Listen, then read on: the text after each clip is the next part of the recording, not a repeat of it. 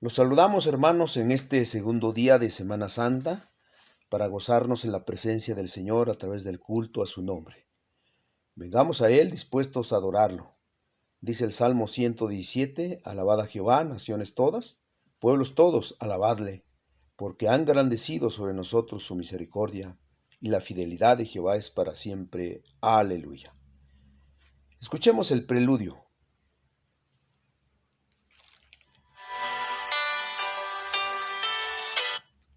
Sigo.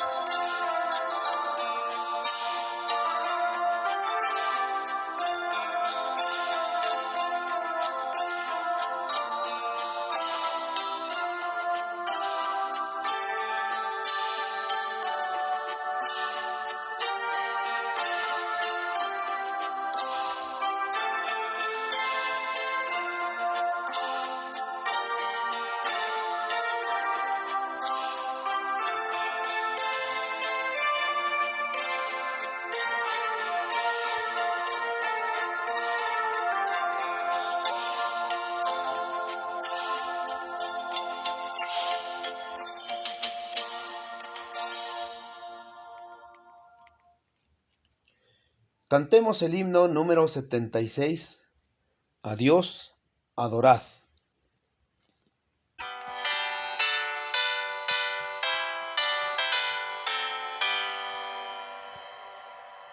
A Dios adorad, mortales cantad, su nombre glorioso con himnos load. Potente su diestra, su infinito amor, su luz esplendente, divino fulgor. A Dios adorad, sus hechos cantad, su trono fundado en juicio y verdad. Los cielos, el campo, el aire y la mar denuncian la gloria del grande Jehová. A Dios adorad, su fidelidad es base segura por la eternidad. Amigo que parte su gracia y favor, defensa y escudo es nuestro Creador. A Dios adorad, su nombre ensalzad, oh cielos y tierra, su gloria cantad. Rendido y humildes, un culto verás, y deje nuestra alma perdón, gracia y paz.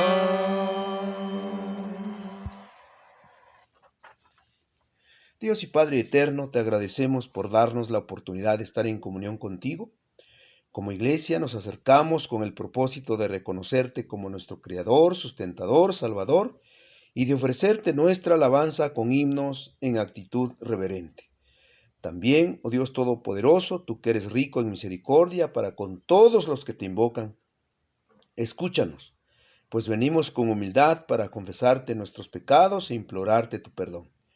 Hemos quebrantado tus santas leyes con palabra y hecho, además de los deseos pecaminosos de nuestro corazón. Perdónanos y te suplicamos que tengas a bien recibir nuestros cantos, que los santifiques para que llegue hasta el trono de tu gracia. Ayúdanos con sabiduría a comprender la meditación de tu palabra y a ponerla por obra. Acepta nuestra adoración en Cristo Jesús, nuestro Redentor. Amén. Ahora cantemos el himno 161, Hubo quien por mis culpas.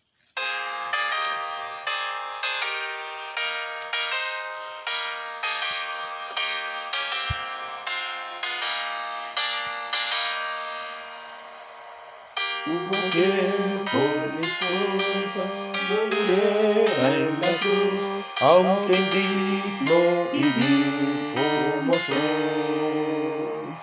Soy feliz pues su sangre vertió mi Jesús y con ella mis culpas borró. Mis pecados llevó en la cruz, no murió el sublime, el tierno Jesús. Los desprecios sufrió y mi alma salvó. Él cambió mis tinieblas en luz. Él es tierno y amable, cual nadie lo fue, pues convierte al infiel corazón. Y por esa paciencia y perdona yo sé que soy libre de condenación. Mis pecados llevó en la cruz, no murió el sublime, el tierno Jesús. Los desprecios sufrió y mi alma salvó. Él cambió mis tinieblas en luz. Es mi anhelo constante a Cristo seguir, mi camino su ejemplo marcó. Y por darme la vida, Él quiso morir, en su cruz mi pecado clavó. Mis pecados llevó en la cruz, no murió el sublime, el tierno Jesús. Los desprecios sufrió y mi alma salvó. Él cambió mis tinieblas en luz. La lectura para esta ocasión se encuentra en Mateo capítulo 26, versículos 57 al 68. Mateo 26, 57 al 68. Jesús ante el concilio. Los que prendieron a Jesús le llevaron al sumo sacerdote Caifás, a donde estaban reunidos los escribas y los ancianos. Mas Pedro le seguía de lejos hasta el patio del sumo sacerdote, y entrando, se sentó con los alguaciles para ver el fin. Y los principales sacerdotes y los ancianos y todo el concilio buscaban falso testimonio contra Jesús para entregarle a la muerte. Y no lo hallaron, aunque muchos testigos falsos se presentaban, pero al fin vinieron 2 testigos falsos, que dijeron: Este dijo, puedo derribar el templo de Dios y en 3 días reedificarlo. Y levantándose el sumo sacerdote, le dijo: ¿No respondes nada? ¿Qué testifican estos contra ti? Mas Jesús callaba. Entonces el sumo sacerdote le dijo: Te conjuro por el Dios viviente, que nos digas si eres tú el Cristo, el Hijo de Dios.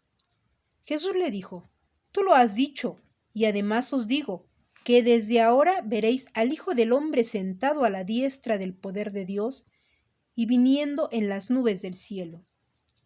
Entonces el sumo sacerdote rasgó sus vestiduras diciendo: ¡Ha blasfemado! ¿Qué más necesidad tenemos de testigos? He aquí, ahora mismo habéis oído su blasfemia. ¿Qué os parece? Y respondiendo ellos dijeron: Es reo de muerte. Entonces le escupieron en el rostro y le dieron de puñetazos, y otros le abofeteaban, diciendo: Profetízanos, Cristo, ¿quién es el que te golpeó? Himno 227, un día.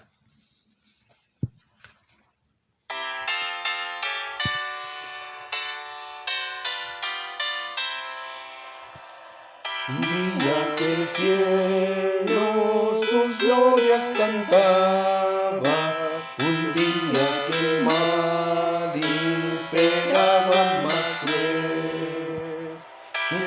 descendió y al nacer de una virgen nos dio por su vida ejemplo tan fiel. Vivo me amaba, muerto salvóme, y en el sepulcro mi mal enterró. Resucitado, Él es mi justicia, un día Él viene, pues lo prometió. Un día llevaron al monte Calvario, un día clavaron sobre una cruz, sufriendo dolores y pena de muerte, expiando el pecado, salvóme Jesús. Vivo me amaba, muerto salvóme, y en el sepulcro mi mal enterró. Resucitado, Él es mi justicia, un día Él viene, pues lo prometió. Un día dejado su cuerpo en el muerto, un día Jesús de dolor reposó.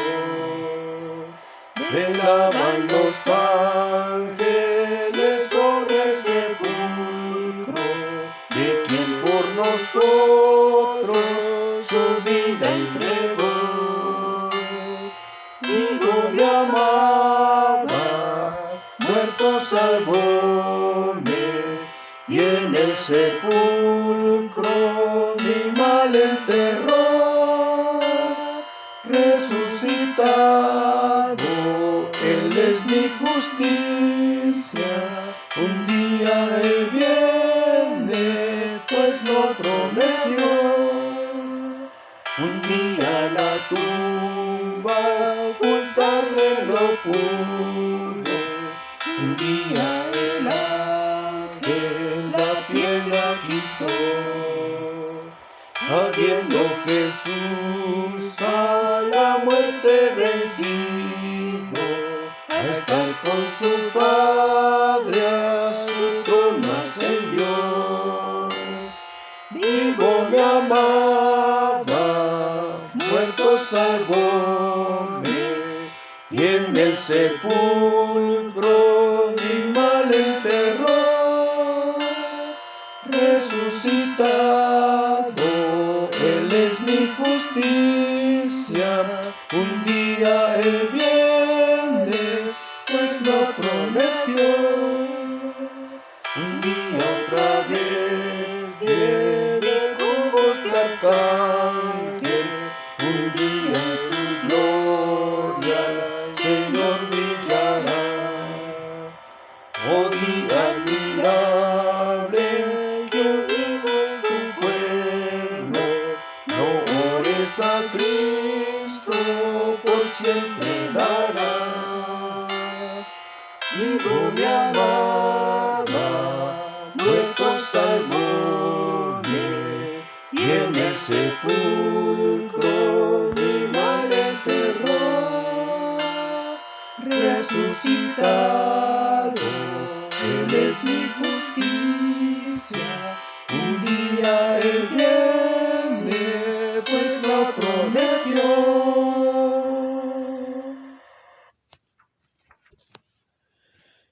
En la meditación del día de ayer mencionábamos que Jesús tuvo que pasar por dos juicios, el juicio eclesiástico y el juicio civil, y decíamos que cada uno consistió en 3 etapas.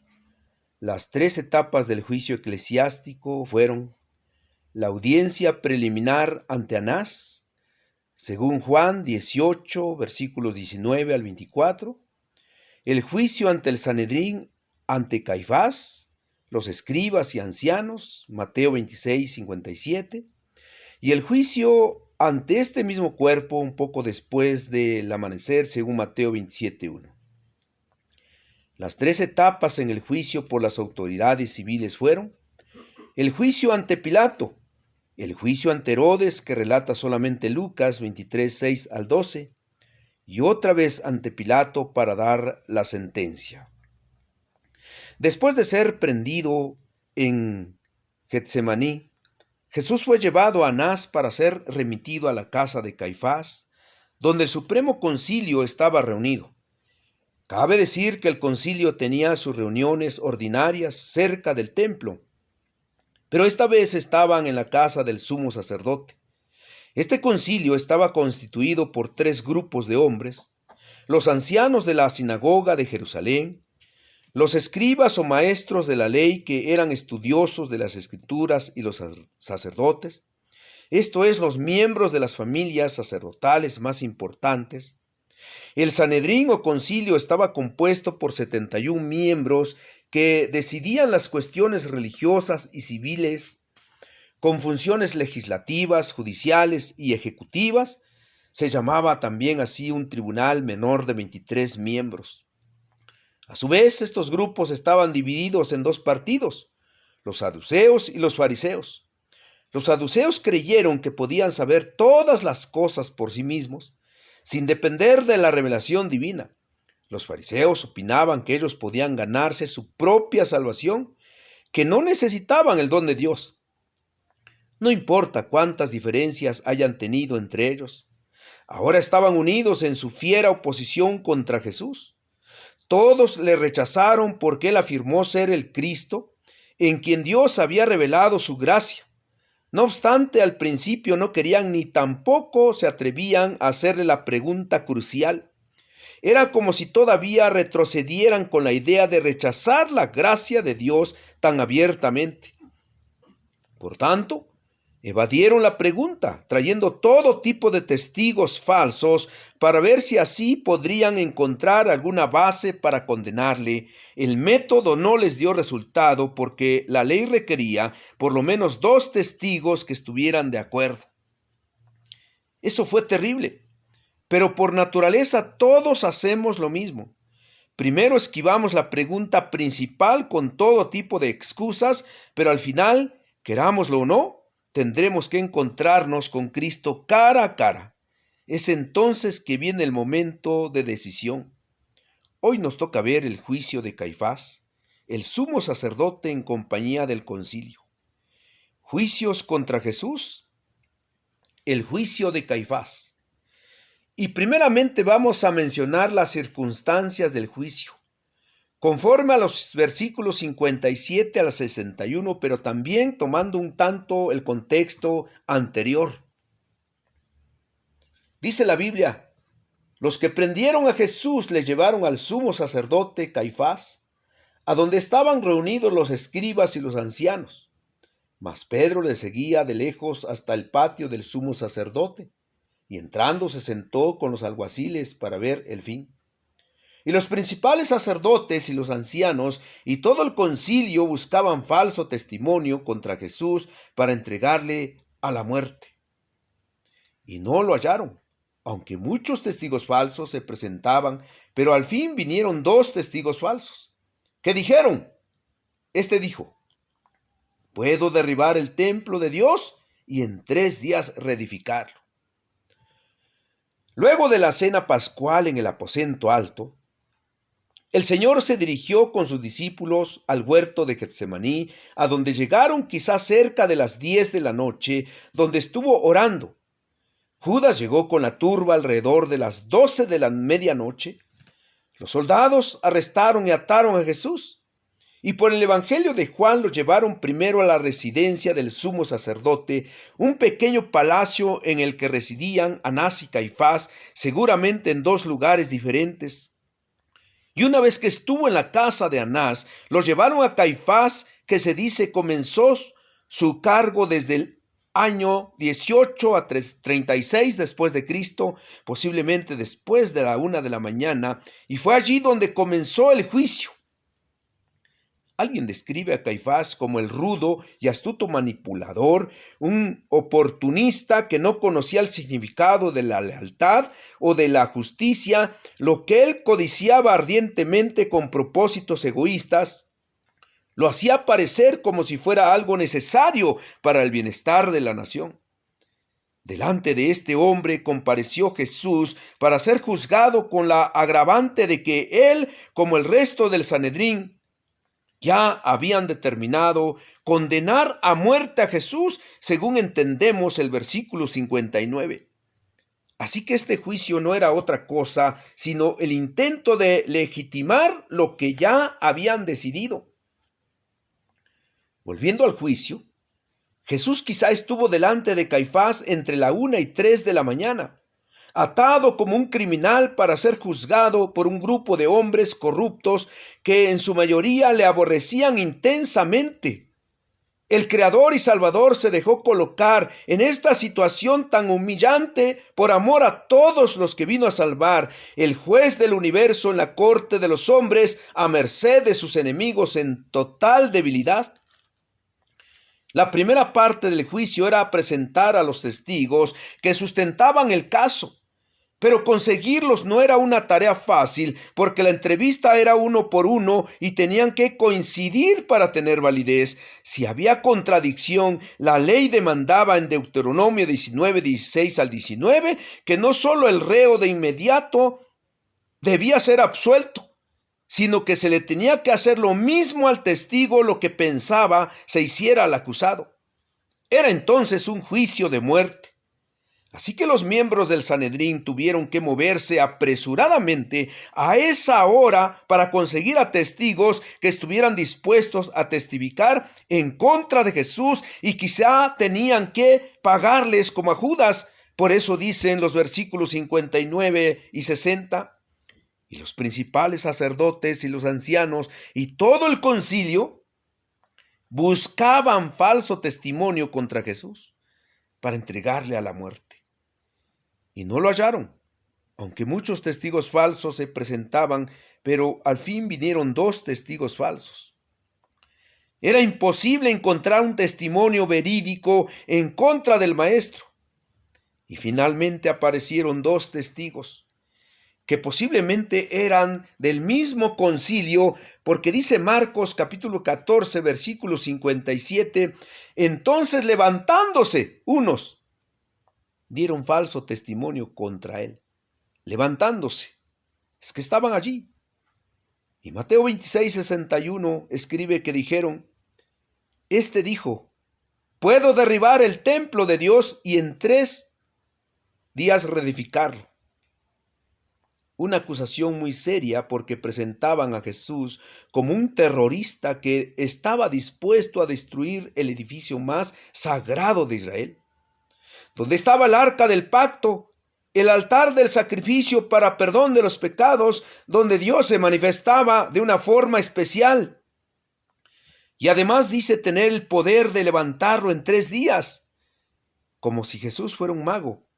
Pero nosotros sabemos que nunca dijo eso, sino que habló de su cuerpo y lo había hecho 3 años antes. Pero ellos habían estado muy atentos cuando fue la primera vez a Jerusalén a la fiesta de la Pascua, según Juan capítulo 2, versículos 19 al 22.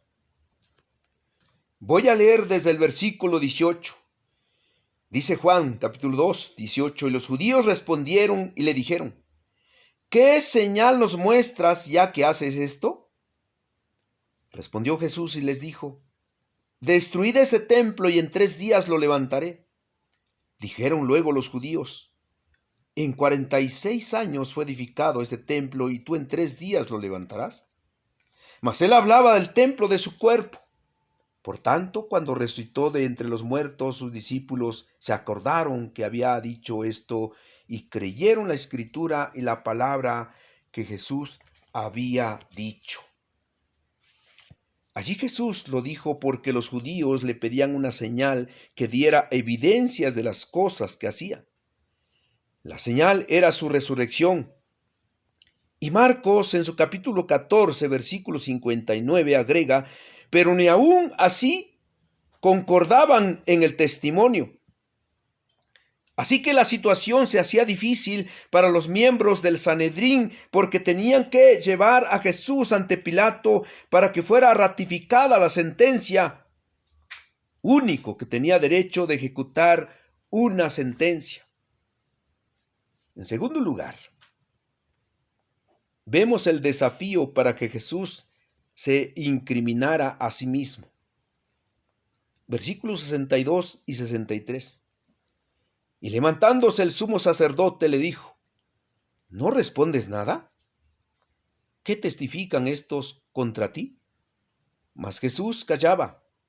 Entonces el sumo sacerdote le dijo: Te conjuro por el Dios viviente que nos digas si eres tú el Cristo, el Hijo de Dios. Ante el silencio de Jesús en medio de los 71 o 23 miembros del Sanedrín en semicírculo, Caifás insistió que hablara para ver si en su respuesta encontraría una palabra que lo condenara. El profeta Isaías había profetizado el silencio del Maestro, aproximadamente 750 años atrás.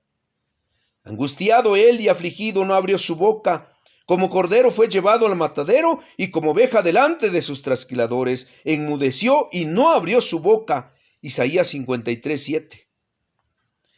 Jesús padeció pacientemente, acusación tras acusación. El caso parecía estar perdido y fue entonces que Caifás decidió usar un recurso ilegal: poner a Cristo bajo juramento. Te conjuro por el Dios viviente que nos digas si eres tú el Cristo, el Hijo de Dios. No le estaba preguntando qué hiciste, sino quién eres tú. Un asunto de identidad. Que dijera su relación filial con Dios el Padre, si compartía su misma naturaleza divina. En otras palabras, le estaba demandando una respuesta directa acerca de su mesianismo y de su divinidad. Cuando sanó al paralítico de Betesda, dijo: Mi Padre hasta ahora trabaja y yo trabajo. Juan 5, 17 y 18. Y dice que por esto los judíos aún más procuraban matarle, porque no solo quebrantaba el día de reposo, sino que también decía que Dios era su propio Padre, haciéndose igual a Dios. Ellos entendían que en la boca de Jesús decir yo soy hijo de Dios era una pretensión de la divinidad. Ahora, el juicio fue muy irregular, tanto en el arresto como en el juicio. Se violaron todas las normas de justicia por las que se regían los judíos de entonces. Por un lado, que la guardia del templo fuera instrumento del sumo sacerdote, ya que el arresto debía ser llevado por la acción voluntaria de los testigos que presentaban la acusación. Por otro, las mismas personas no podían fungir como policías y como jueces al mismo tiempo, o ser jueces y acusadores. Los jueces tienen el deber de investigar si las acusaciones son falsas o verdaderas, pero en este caso ellos fueron los que presentaron los cargos y buscaron los testigos.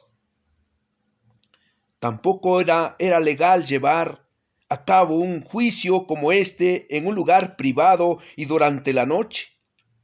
Este tipo de juicio, donde el acusado podía ser condenado a muerte, debía llevarse en el templo a plena luz del día a la vista de todo el mundo.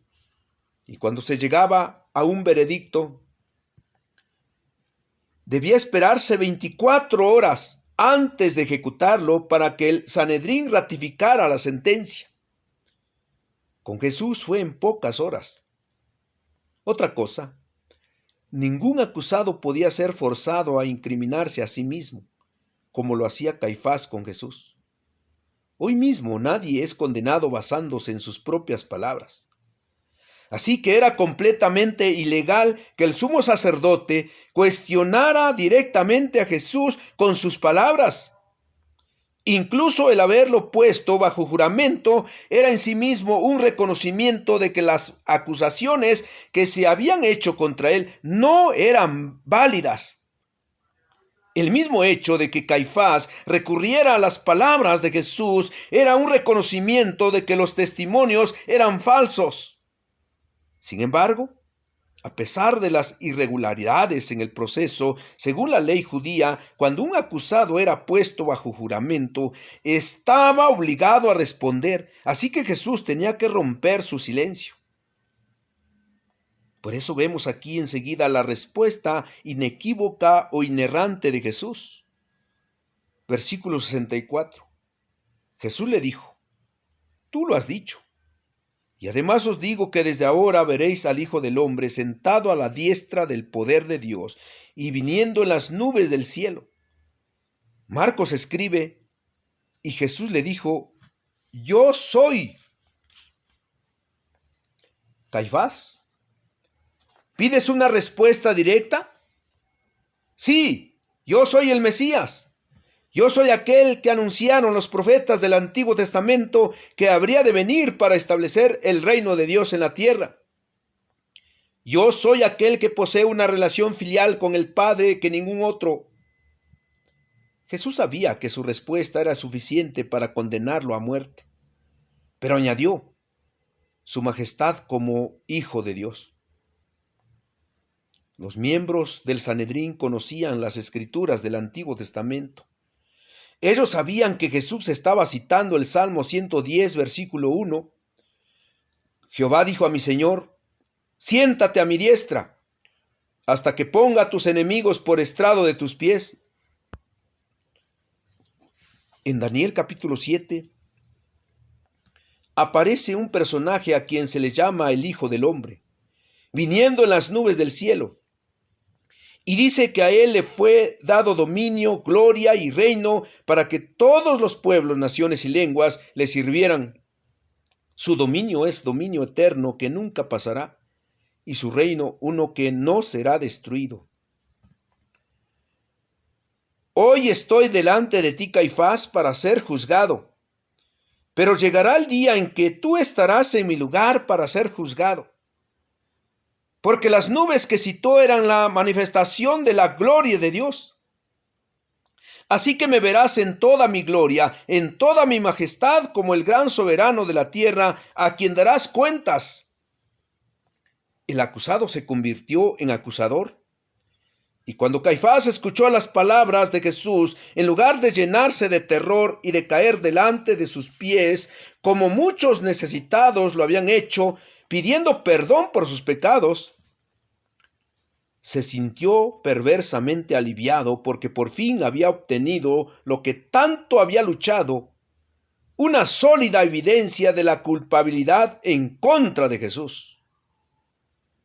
Ahora vemos el cargo oficial de blasfemia y crueldad, en los versículos 65 al 68. Entonces, el sumo sacerdote rasgó sus vestiduras, diciendo: «¡Ha blasfemado! ¿Qué más necesidad tenemos de testigos? Y aquí ahora mismo habéis oído su blasfemia. ¿Qué os parece?». Y respondiendo ellos dijeron: «Es reo de muerte». Entonces le escupieron en el rostro y le dieron de puñetazos, y otros le abofeteaban, diciendo: «Profetízanos, Cristo, ¿quién es el que te golpeó?». Primero, en un gesto dramático y teatral, diríamos, de santa indignación, Caifás rasgó sus vestiduras en señal de profundo dolor y espanto ante la blasfemia que escuchó en labios de Jesús. En Levítico capítulo 21, versículo 10, se prohíbe expresamente que el sumo sacerdote rasgara sus vestiduras. Dice: «Y el sumo sacerdote, entre sus hermanos, sobre cuya cabeza fue derramado el aceite de la unción, y que fue consagrado para llevar las vestiduras, no cubrirá su cabeza, ni rasgará sus vestidos». Estaba prohibido con una sola excepción, a no ser por causa de blasfemia. No podía rasgar su vestidura por un muerto, por ningún problema particular, pero sí por blasfemia. Caifás sabía lo que estaba haciendo. El dolor por saber que el nombre de Dios había sido pisoteado, denigrado, rasgó sus vestiduras. ¡Qué hipócrita! No necesitamos de testigos. No tenían ninguno. Ustedes han escuchado la blasfemia. Este hombre, como cualquier otro, abandonado por sus discípulos y presentado delante de nosotros en total debilidad, que pretende ser el Mesías, ¿qué debemos hacer con él? Y respondieron: es reo de muerte. Y lo que sucedió enseguida fue salvaje, cruel, por parte de, dicen los intérpretes, los soldados y alguaciles, como dice Marcos 14:65. Allí estaban los alguaciles. Cuando se declaró el veredicto de culpabilidad, es probable que también algunos miembros del Sanedrín se acercaron y lo golpearon, descargando sobre él todo el odio que habían estado reprimiendo. Le escupieron en el rostro, le cubrieron los ojos, dice Marcos 14:65, para que adivinara quién le daba de puñetazos. Escupir y dar puñetazos es una forma universal del más terrible desprecio. Así lo humillaron.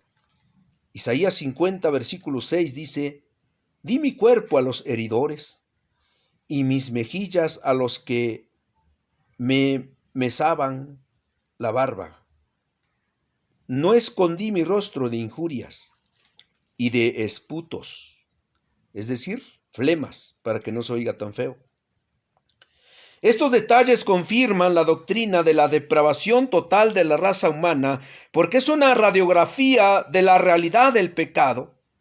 Nos muestra los alcances del amor de Dios por los pecadores que le aborrecen de esa manera. Allí Cristo estaba recibiendo en nuestro lugar el dolor, la vergüenza y la humillación que nosotros hacemos por nuestro pecado. Él tuvo que ser condenado en el tribunal de los hombres, humillado en la forma más vergonzosa, como el peor de los criminales en un concilio corrupto por amor a sus escogidos. No hay forma de explicar la magnitud de lo que estaba sucediendo en la casa del sumo sacerdote. Pero hoy muchos siguen ultrajando a Cristo porque no lo reciben como su único Salvador. Quizás son religiosos como los escribas, fariseos, el mismo Caifás, pero están en contra del Señor, abofeteándolo en el rostro. Que el Señor nos ayude a no ser como aquellos hombres y a valorar su humillación para que pudiera salvarnos. Hermanos, esto y más vendría al Salvador de la humanidad. Todavía estaba comenzando sus sufrimientos delante de sus adversarios. Seguirían los juicios por Pilato, Herodes y otra vez Pilato para dar la sentencia final: muerte de cruz. Todo lo que padeció, lo que sufrió en manos inicuas y perversas hasta morir en el Calvario, fue para salvarnos, para ser nuestro mediador en la comunión con el Padre. Gracias, Señor Jesucristo, por dar tu vida para salvarnos. Bendito por la obra que hiciste a nuestro favor. Amén. Cantemos el himno número 165. He hallado en Cristo plena salvación.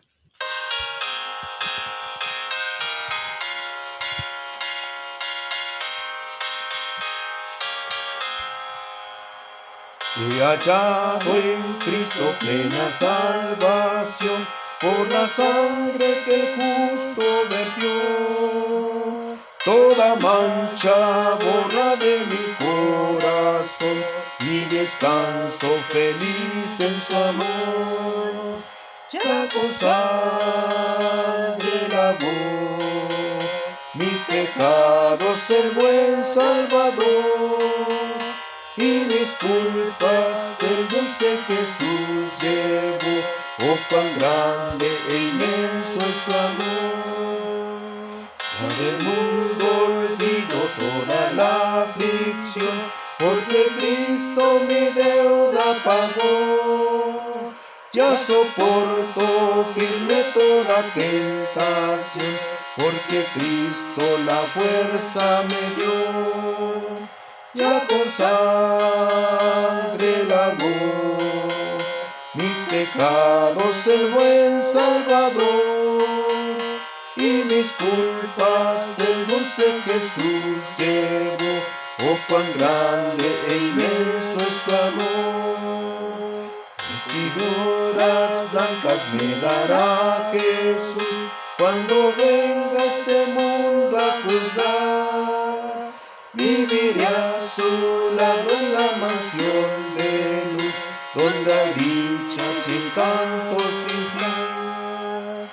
Ya con sangre lavó mis pecados el buen Salvador, y mis culpas el dulce Jesús llevó.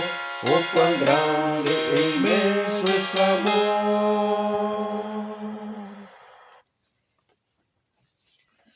Señor de los cielos y de la tierra, te agradecemos por haber enviado a tu Hijo Jesucristo, que se hizo carne para sufrir las consecuencias de nuestros pecados. Pero la humillación a la que estuvo sujeto en la última etapa de su vida fue la más cruel.